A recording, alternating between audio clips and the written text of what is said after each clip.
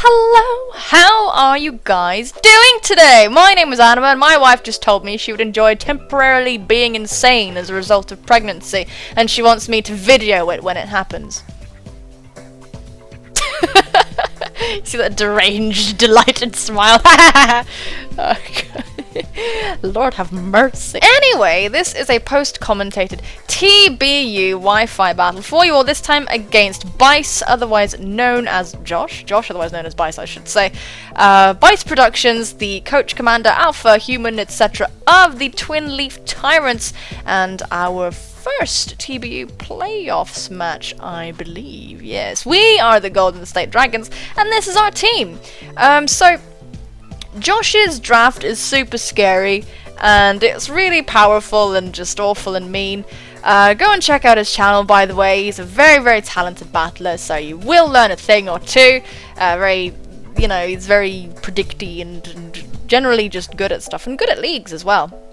Anyway, so we've got, oopsie daisy, opening all kinds of shit today. That's not very good. Okay, so yeah, his team is really, really scary. I mostly predicted correctly. I kind of thought that the Embor would be coming, however, but as you can see, I have brought Hippowdon, Greninja, Medicham, Bishop, Furfro, and Latios. My Furfur is called the Dogfather, and if that you don't think that's the greatest thing since sliced bread, I don't even want to talk to you. And Josh has brought the Weavile, Feraligatr, Swampert, Aegislash, Raichu, and Mega Pidgeot. So this is post-commentated for a variety of reasons. It was a real faff and a half getting this battle going. It turned out my Hippowdon was weird despite me testing it. I literally just regened it completely fine and the same, and it worked for some reason. I don't know why that happened, but so because it took a long time and he had to go somewhere, I decided, you know what, I'm just going to do this post-com, so hopefully I'll make my choices faster and, you know, we'll just do it faster. So I know you guys really like live, but we're going to have a little bit of post-com, and that will help explain one's thought process as well, because I do get a bit spacey. Anyway, so onward to the sets. We do have, first on the list right there is Hippowdon, and this is a super interesting Hippowdon. It's pretty much my pride and joy of this team, and you're going to find out precisely what happens to it. We are actually Adamant Max Attack, Max HP with Stealth Rock, EQ, Stone Edge, and Endure. This is so that we can get a matchup potentially versus the Mega Pidgeot. Specifically, the Mega Pidgeot is what I was thinking in mind. Stone Edge it, which will do tons of percents, 80% to 90%, something like that. Fucking cripple it. And then we can Endure into Custap range after the Hurricane hits us, and then put up our Rocks, which will guarantee the Pidgeot can't switch out. Greninja can come in and kill it. I actually genuinely thought of all of this. So yeah, I'm really, really happy with that. Not that it's like fantastically intelligent, but it's a bit more technical for me, so allow me to be proud, please. Yeah, so I really, really like that. We have the Greninja, pretty much a staple of my teams, actually. We've got Slim Jim, the Greninja, we've got Ice Beam, Spike, Scald, and Dark Pulse. Pretty much a bog standard Greninja set to outspeed Mega Pidgeot, because any more, any less, we really can't min-max in that situation, because we really have to outspeed the Mega Pidgeot. We've got Ice Beam to basically just hit the Mega Pidgeot and just fucking murder it. But other than that, it doesn't really hit many things. It does hit the Swampert neutrally, but, you know, and the Tornadus. I really did kind of expect Tornadus to come as well, so that would have hit that. We've got Spikes, because my thinking was once the Pidgeot is gone, we can definitely get some spikes up. Plus, my Hippowdon is Sand Force, so we might be able to trickily become ground type and lay up some spikes. And if we can get hazards up, that will severely help out my team. So very, very much. As we just need things to be just little chips before we can actually just kill them. So that's what the spikes are for. Scald, obviously, for burns and whatnot, and just general good damage. Dark Pulse, which will annihilate the Aegislash most of all. So, next we have our Mega Medicham. We've got the 8th Wonder with Foresight, Fire Punch, Bullet Punch, and Drain Punch. Foresight is for the Aegislash. Foresight, Drain Punch combo, basically just for that. And I wanted Drain Punch over High Jump Kick for recoverability, because this team is very strange. We only really have Furfur as our actual solid wall. Hippowdon is not intended to be a wall, so we can't sponge hits, and there's no point us trying to do that because Josh's team is so fucking scary. So we've got the Foresight and and Drain Punch, which will knock out Aegis Slash, and it might force it out, and the next thing is going to take a fucking Drain Punch to the face, so it's pretty awesome. We have Fire Punch in case I can't pull this off and I desperately need the Aegis Slash to die. Bullet Punch is for the Weavile, and pretty much the Weavile only. Drain Punch, I think, is a 2-hit KO, barely on Pert. If it has some damage on it, it will kill it, so that's cool. We've got Bisharp, Fish Up the Bishop, Knock Off, Sucker Punch, Grass Knot, and Psycho Cut. So, I know, Grass Knot, Bishop, but it actually does way more damage to the Swampert than I could ever do. By the way, we're holding Life Orb on Bishop and Greninja, and Custap, of course, with Hippowdon for the Endure shenanigans, get us in range of the berry and so on. I don't know if I explained that properly. But yes, so we have Grass Knot with a Life Orb. It actually is a 2-hit KO on Mega Swampert, especially if it thinks it can cheekily switch in on an Iron Head and resist that or whatever. We can just... Does it resist it? I don't know. And just eat it up or whatever. We can smack it with a Grass Knot, and that's super. We have Psycho Cut because I did anticipate Emboar coming. He did swap out Conkeldurr, which is a huge Bisharp check. A counter, basically. There's nothing Bishop can truly do to a Conkeldurr, really. I mean, Psycho Cut, kind of, but one Mach Punch and we are sorted out. So once I saw that that thing was actually swapped out for this week, traded out, I thought, you know what, I think the Emboar is going to come and we need to be able to catch that with a Psycho Cut. I know it's the same with the Bishop, with Conkeldurr as well, but, you know, yeah, that's just life. Yeah, that's all we've got. And Sucker Punch because we need the priority. I wanted Iron Head, but the only thing it would honestly hit is Weavile, and Weavile's not going to switch into us, and we're not going to stay in on Weavile, so I thought, you know what, no. That's not going to happen. Next on our listy majiggy is the Dogfather, the Furfrou, the god, the legend. Me and Josh made our switches quite belatedly. I saw that he'd swapped out Conkeldurr for Aegislash, and so I decided to put Furfrou in because Furfrou actually does a huge number to his team as a physically defensive monster. We are max physical defense, max HP. All the sets will be in the description, by the way. And we have Rocky Helmet. We have got T-Wave, Snarl, Rest, and Return. I thought about this set a lot, I'm not going to lie. I thought about having Rest Talk. I thought about having a Chesto Berry. I thought about having numerous things, but I eventually just decided on having the Rocky Helmet because I thought while I'm asleep, I can still passively hurt things with the Rocky Helmet, which is very cool. Snarl is just to hit Aegislash, and plus a special attacking Aegislash is a huge threat to my team because my Furfrou won't be able to protect us from it. So we will be able to lower its special attack, which is really, really nice. And Return is just for stab and for damage. It's decent, so that's fine. And T-Wave, honestly, my goal with this team is to cripple the speedy threats, namely being the Pidgeot and the Weavile. That's all I can see right now. There were other things, I feel, but I can't really remember at this point because his whole draft isn't in front of me. And to T-Wave as well, the Feraligatr. And T-Wave in general is very good. I also saw that his Clefable was on bench, and we can only make one bench switch per week, so he'd managed to put himself in a position where Clefable and Aegislash were on his bench for this week, so he decided he'd have to get one of them, and that was Aegislash. So I saw he didn't have his Cleric, which is why I decided I would run T-Wave on my Furfrou and my Latios. Bishop can have T-Wave as well, but I thought we need to hit things, is what I thought. So yeah, honestly, this Furfrou, a +2 Life Orb Brick Break from Weavile. I think it barely does 50% or maybe 60%. It's rude as all holy hell. This Furfrou can live anything.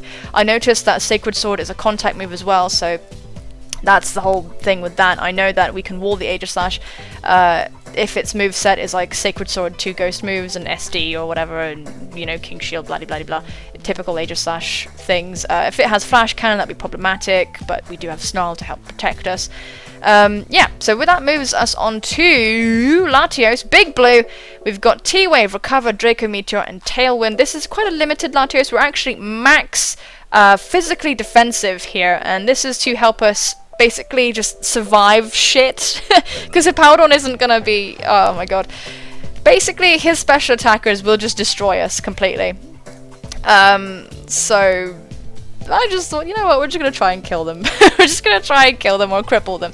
The whole point is just to cripple things, and I thought if I was in a standoff versus this Weavile, I need to be able to live at least one hit, so I do have a Colbur Berry, and that's why I'm max defensive, because that's the only fucking way I can live anything from the Weavile.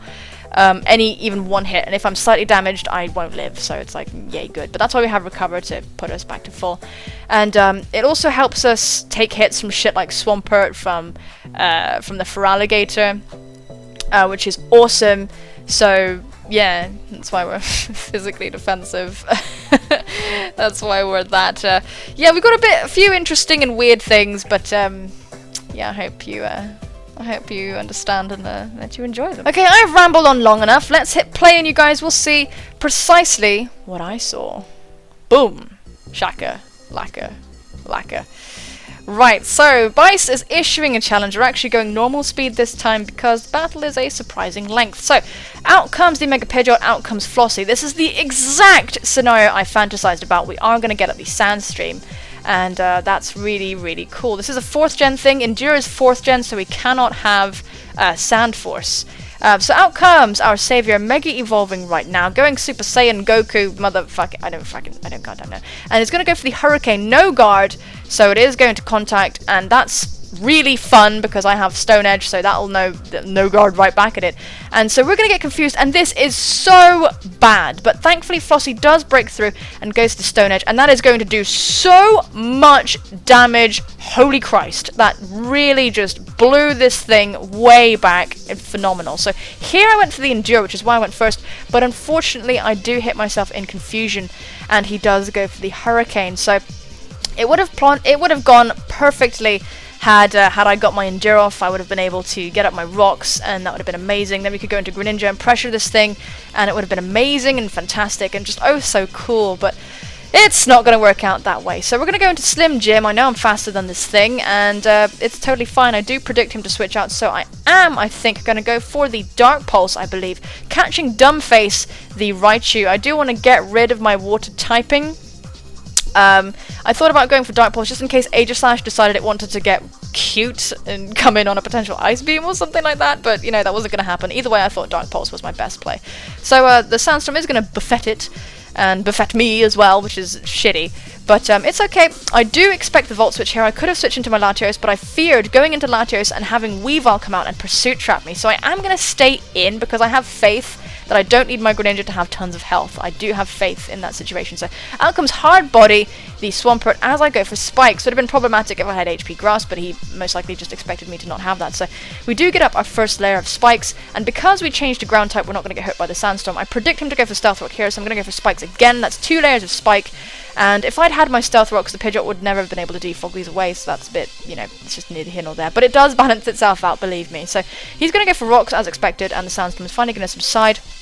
I decide to switch out here to preserve my Greninja, and I go into my Furfrou. Looking back, I'm not sure if I should have done this. I think I should have gone into my Latios, because I could just take hits from this thing all fucking day, and there would have been absolutely no consequence whatsoever.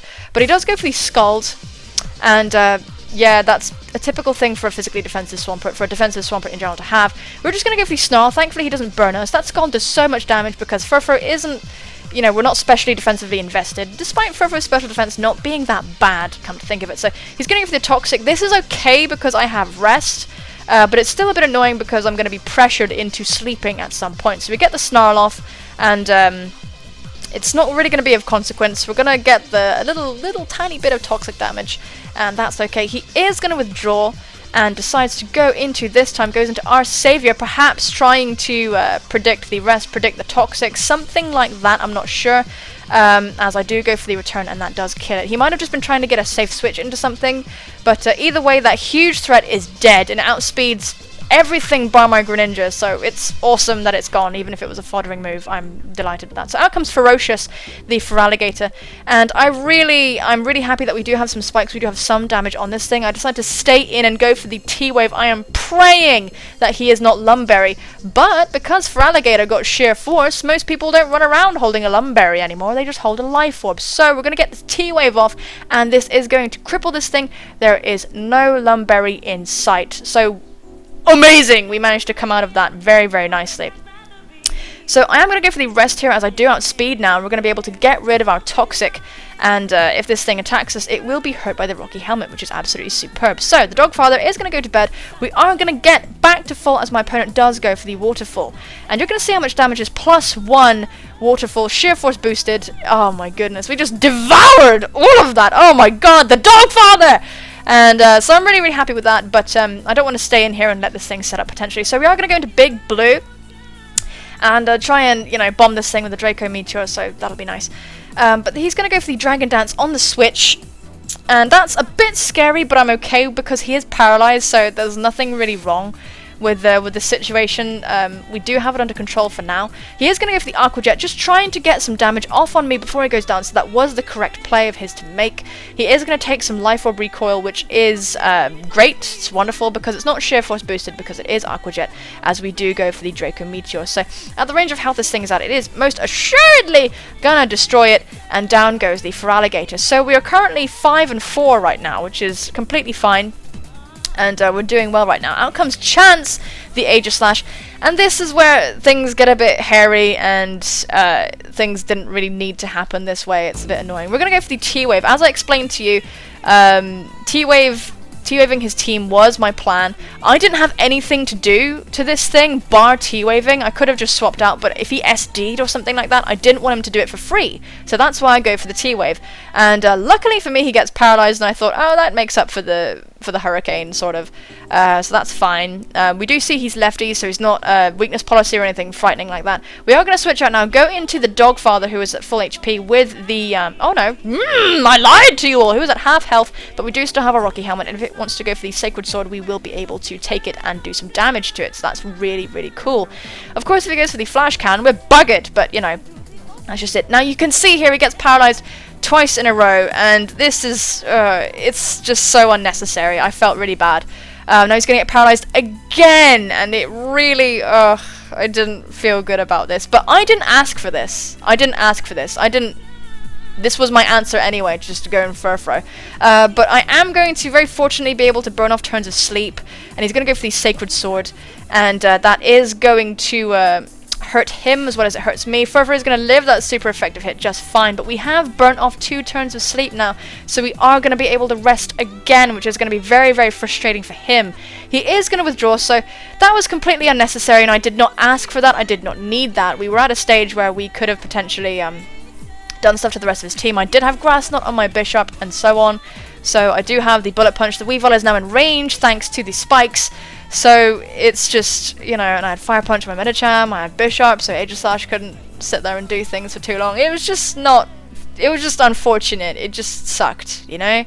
I didn't need this. I didn't want this to happen. I didn't need this. So he's going to go for the knockoff. I see the damage. He is definitely choice banded. There's no way he'd be able to do that much damage to my Furfrou if he wasn't banded. So I noticed the banded damage, and I'm like, holy crap, he is just locked into this. So we're going to be okay. So we're just going to stay in and just try and spam Snarl and just keep going for that, really. Out comes Chance once again. He got rid of my Rocky Helmet on purpose. He knows that I can't rest talk. He's seen all 4 of my moves. So that was a premeditated decision on his behalf to go and get rid of the Rocky Helmet and then go back into Chance, who won't take a beating from hitting me. So the Dogfather is going to wake up, and we do go for Snarl. It's the only thing I have to hit this thing, and I'm not switching out my Furfrou. I don't care that it doesn't do much damage. It's something. I don't care that it doesn't do much damage. It's something. I'm not going to switch out. There's no point to. I can't let this thing potentially get a really heavy hit on somebody. So here's the Sacred Sword. We're going to absolutely just devour this again. There's no problems at all. And Chance is sitting out there in Blade form. So I decide I'm going to go for Snarl. I know this is going to really hurt if he doesn't stance change, and he doesn't go for King's Shield. Even if he gets paralyzed, Aegislash will change forms. It will change forms, and we'll go defensive again. But he chose to not change forms then, and he unfortunately does get fully paralyzed, so he's not able to inflict more damage onto my Furfrou. So that really, really sucks for him. He's gonna get the 4th paralysis. It's just ridiculous, and he's gonna get the 5th right now. I did not ask for this. I did not ask for this, and it doesn't really. I have some trepidation about this because I know that people will want to give me grief for it or say, oh, you're so lucky, but I didn't plan for that. I did not plan to get para hacks. My paralysis use was to slow things down. I don't have Iron Head, I don't have Zen Headbutt, I have not a single flinching move. I have nothing like that. My intent was just to slow things down, and Paralyzing Aegis Slash was just because I didn't want it to potentially set up for free. I needed to do something to it, so we're at this situation again. Furfur managed to hilariously take on the Aegis Slash, which is just funny in my opinion, and and we are going to kill this Raichu. He is going to fodder it off. We are going to kill this Raichu with a Snarl, and down goes that. And it was Choice Scarfed. Oh, I didn't really explain it earlier, but because we went for the Dark Pulse, I knew that the Raichu's Volt Switch wouldn't, you know, it would be fine. We could take the Volt Switch with the Greninja. Anyway, so out comes this Weavile once again, and I knew we could live a hit from this thing. I knew we could live any hit from it. Even if it's banded, I knew we could live, so we're just going to sit here, we're going to take this Icicle Crush and go for the T-Wave, and at this point, because he didn't put his Cleric back in his team, we are pretty much guaranteed the game, and he is going to forfeit. He was not happy about this game, and he let me know that, so sorry dude, but I can't control it. But yeah guys, that is a victory for us. I don't know what that would count as. Maybe a 5-0, maybe a 5-3. I don't really care. But yeah, that was it. And I feel bad because I didn't want to win like that. Like I said, my use of T-Wave was just to slow things down, because as you can see, the only Mon of mine that outspeeds the Weavile and the Pidgeot is the Pidgeot is Greninja. Nobody outspeeds the Weavile without a Scarf. So there's nothing we could, you know... And this thing can D-dance, the Feraligatr can D-dance, so like what could I have done? He had a Volt Absorb Raichu too, so like it wasn't as if this was completely without any consequence for me. It was, you know...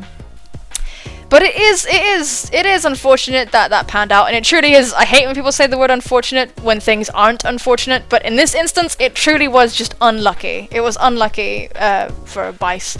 So yeah, that's gonna be that. I'm afraid we can't control Pokemon. That's just RNG. That's just RNG, man. That's why Pokemon is not purely a game of skill. It sucks. It really sucks. I didn't want that.